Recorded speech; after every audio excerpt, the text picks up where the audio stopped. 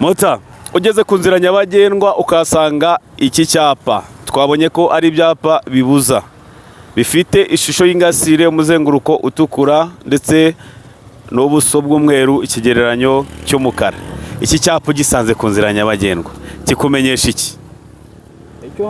Iki cyo hasi icyo ni icyapa kibuza, ni icyapa kiburira ko, ni icyapa kikuburira ko uriya muvuduko nurenza uriya muvuduko wa 60 imbere ushobora gufotorwa n'iriya kamera. Ushobora gufotorwa n'iyi kamera. Wowe kino cyapa ugisanze ku nzira nyabagendwa kikubwira iki? Kubwira yuko nurenza umuvuduko ntarengwa 60 barakwandikira. Ni 10 nike kiri mu buhe bwoko bw'ibyapa? Mu bwoko bw'ibyapa biburira, binategeka byose hamwe. Kiraburira. Niko bimezera? Iki cyapa kiri mu buhe bwoko bw'ibyapa? Kirabuza.